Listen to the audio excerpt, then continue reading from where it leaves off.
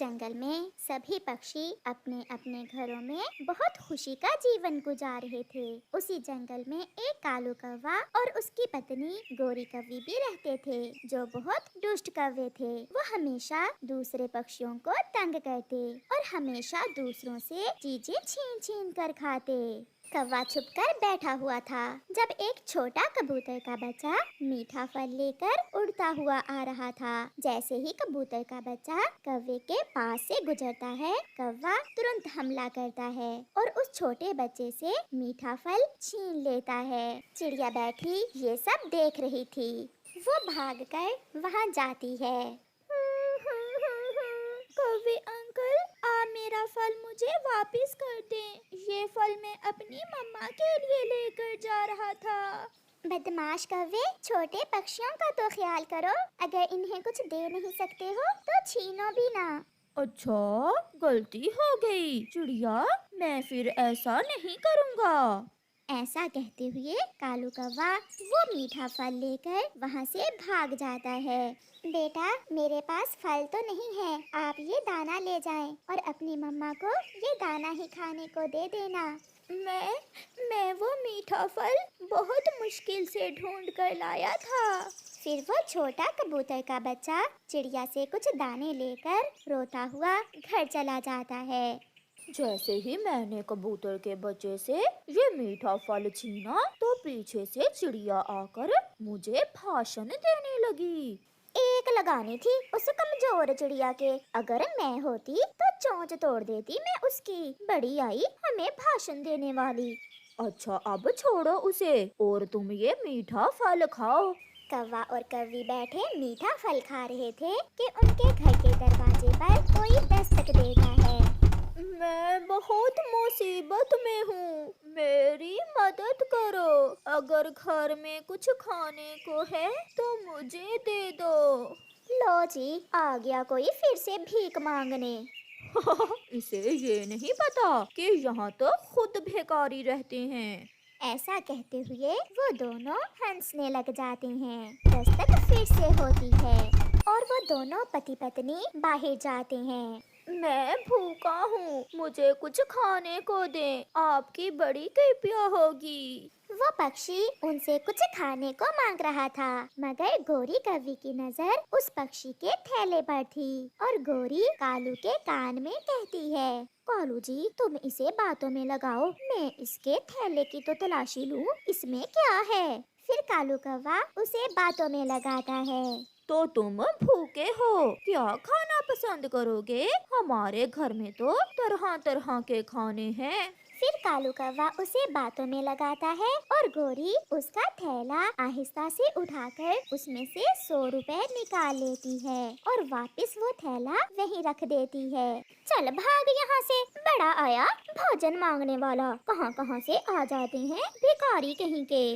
मगर पहले तो आप चलो चलो अपना काम कर।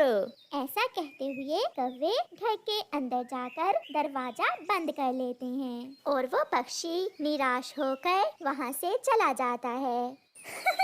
देखा कालू, अपनी पत्नी को मैंने तो भिखारी को भी लूट लिया।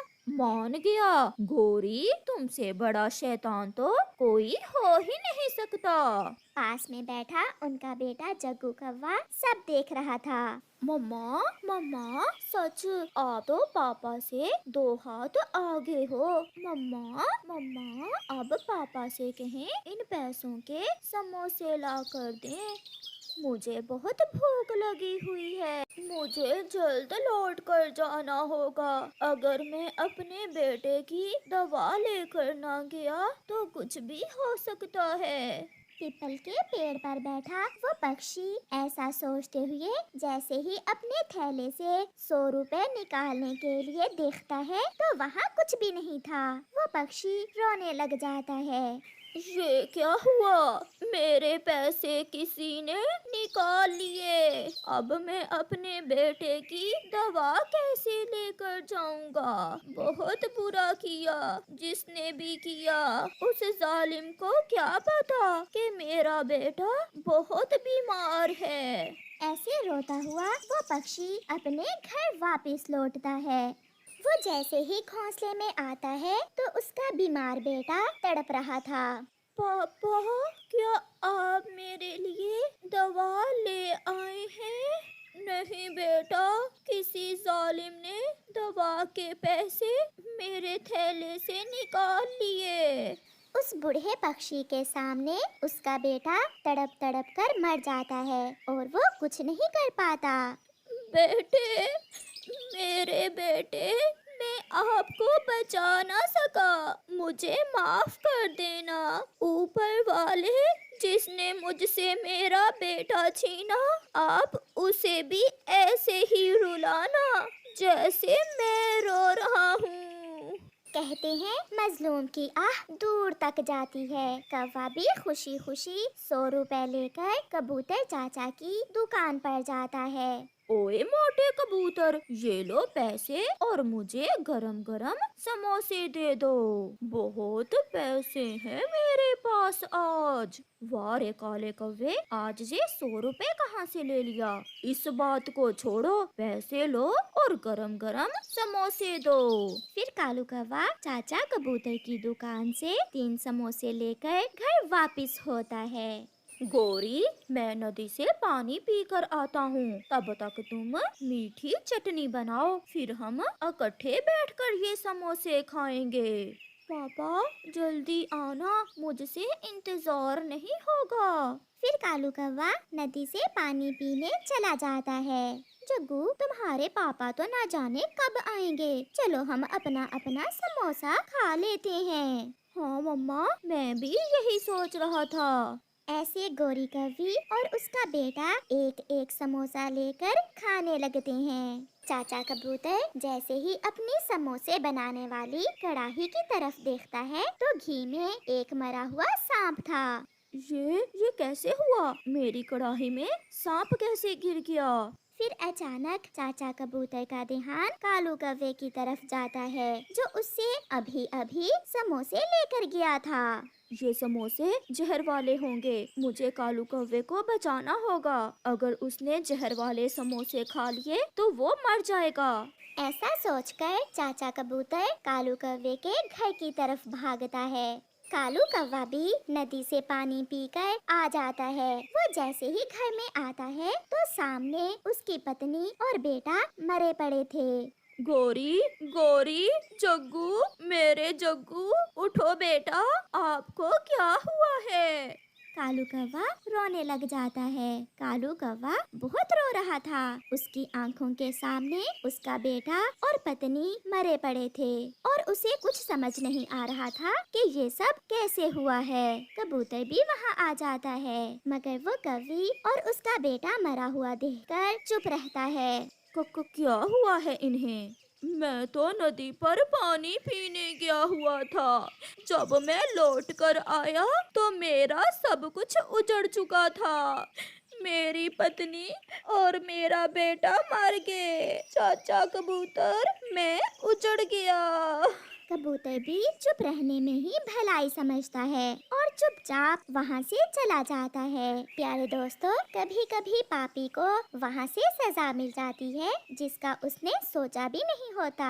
इसीलिए कहते हैं कि हमेशा दूसरों के साथ भला करो, क्योंकि मजलूम की आह बहुत दूर तक जाती है। आपका धन्यवाद। वो पक्षी दूसरे जंगल से आए थे और उन्हें सागर की दिशा में जाना था, लेकिन वो थोड़ा आराम करने के लिए एक पेड़ पर बैठ जाते हैं।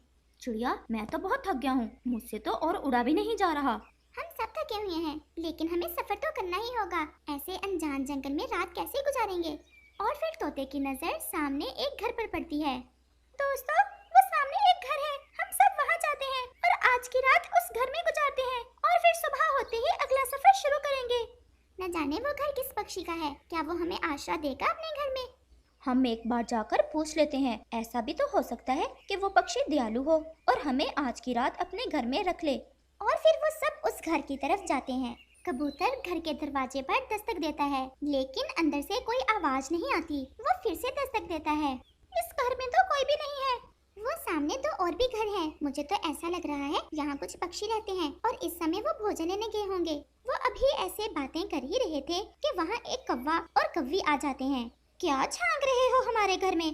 कुछ नहीं बहन जी, हम परावासी पक्षी हैं। सागर की दिशा में जा रहे थे, थक गए थे उड़ते उड़ते। और फिर हमने ये घर देखा तो यहाँ आ गए। आप हम सब पर दया करें और आज की रात हमें अपने घर में रख लें। आपकी बड़ी कृपा होगी हम पर। लेकिन अगर हम तुम्हें बने बनाए घर ही दे दें तो फिर कैसा लगेगा तुम्हें? ये सुनकर तो सब बहुत हैरान हो जाते हैं। क्या क्या मतलब? हम समझे नहीं आपकी बात। बात ये है कि वो साथ में जो 2 घर खाली हैं, वहाँ कुछ पक्षी रहते थे, लेकिन वो अब यहाँ से चले गए हैं और अब ये घर हमारे कब्जे में है। आप तो बहुत अच्छे पक्षी हैं। ऐसे ही दूसरे पक्षी कहते रहते हैं कि कौवे बहुत बुरे होते हैं।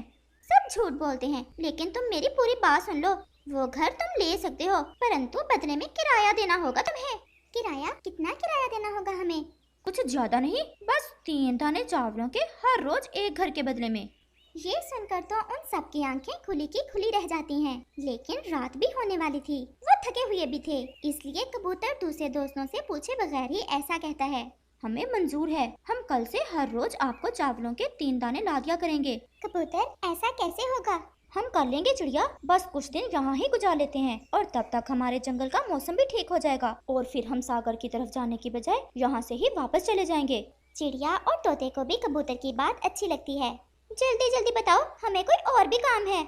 हमें स्वीकार है, तो फिर जाओ और आज से तुम इन दोनों घरों में रह सकते हो। और फिर तोता, कबूतर और चिड़िया वहाँ से चले जाते हैं। ले भी कालू, कल से भोजन की चिंता भी खत्म हुई, मुफ्त में भोजन मिल जाया करेगा। लेकिन गोरी, तुम तो जानती हो वो घर कितने कमजोर हैं। अगर उन पक्षियों के ऊपर गिर के तो फिर? मेरे कौन सा रिश्तेदार हैं ये पक्षी? छत गिरती है तो गिरे, लेकिन जब तक जिंदा है तब तक तो चावल खाएंगे मुफ्त में। और फिर रात हो जाती है और वो दोनों सो जाते हैं। दूसरी तरफ तोता, कबूतर और चिड़िया इस बात से अनजान थे कि जिस घर में वो बैठे हुए हैं वो तो बहुत कमजोर है। शायद इसी कारण बुलबुल वो घर छोड़कर दूसरे जंगल चली गई थी। कबूतर भैया, अच्छा ही हुआ, ये डील इतनी भी महंगी नहीं है। हम शाम को आते हुए एक एक दाना चावल का लिया करेंगे। बस कुछ ही दिनों की तो बात है, ये दिन ऐसे ही हमारे किराए के घर में गुजर जाएंगे और फिर हम वापस लौट जाएंगे। और फिर वो सब सो जाते हैं। दूसरे रोज गोरी सुबह सुबह ही उनके पास आती है। परावासियों, कैसा लगा ये घर? बहन जी, बहुत अच्छा है, किराया भी कुछ ज्यादा नहीं है। ऐसा करना, शाम से थोड़ा पहले ही हमारा किराया पहुंचा देना, हम तो आज भोजन की खोज में नहीं जाएंगे। चिंता ना करे कव्वी बहन, हम पक्षी जबान के पक्के हैं। हम शाम से पहले ही आपका किराया पहुंचा देंगे। और फिर गोरी वहाँ से चली जाती है। दोस्तों, चलो देखते हैं इस जंगल में हमें खाने को क्या क्या मिलता है। और फिर वो सब वहाँ से चले जाते हैं। गोरी कव्वी और कालू कव्वा अपने घर के बाहर बैठे मजे कर रहे थे कि वहाँ एक पक्षी आता है। मैं बादलों का संदेश लेकर आया हूँ। मैं पहले भी बता कर गया था कि आज रात इस जंगल में बहुत तेज बारिश के साथ तूफान आने वाला है। बेहतर यही है सब यहाँ से दूसरे जंगल चले जाएं। तूफान बहुत तेज होगा, ऐसा ना हो कि तुम मारे जाओ। पक्षी जी, सब चले गए हैं यहाँ से। इस जंगल में हम दोनों के सिवा दूसरा कोई नहीं है। लेकिन तुम्हें भी चले जाना चाहिए। पक्षी जी, आप चिंता ना करें, हमारा घर तो बहुत मजबूत लकड़ियों से बना है। कैसा भी तूफान हो, हमारा घर टूटने वाला नहीं है। वो ऐसे बैठे हुए थे कि वहाँ कबूतर भी आ जाता है।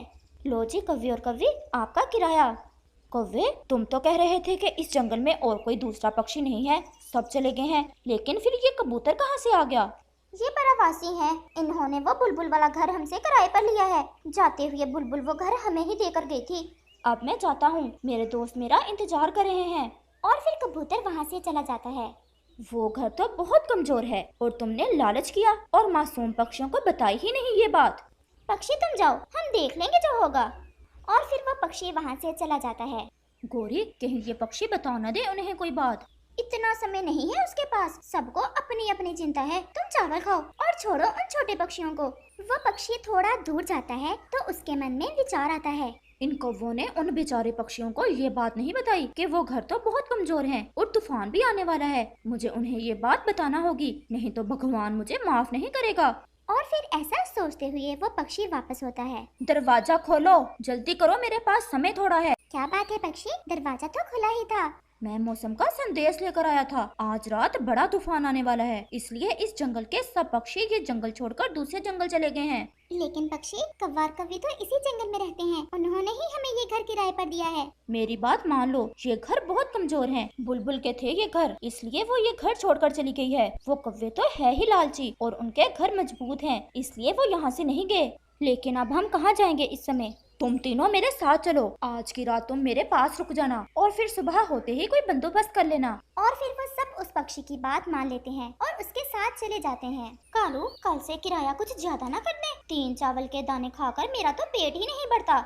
हमारा घर तो बहुत मजबूत है और आज तूफान भी आने वाला है, लेकिन वो घर इतने कमजोर है कि वो तो थोड़ी हवा से ही गिर जाएंगे।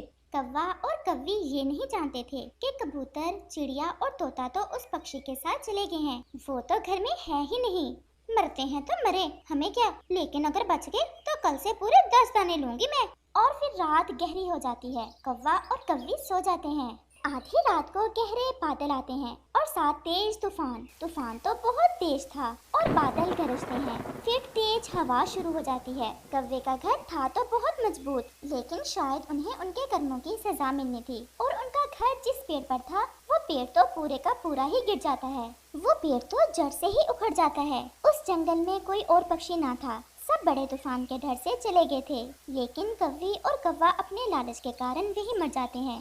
इस कहानी से हमें सीख मिलती है, जो किसी का बुरा सोचता है उसका भी हमेशा बुरा ही होता है। प्यारे दोस्तों, क्या आप बता सकते हैं कि घर का किराया कितना था? और अगर आपको ये कहानी अच्छी लगी हो तो हमें कमेंट करके जरूर बताना और इसे अपने दोस्तों के साथ शेयर और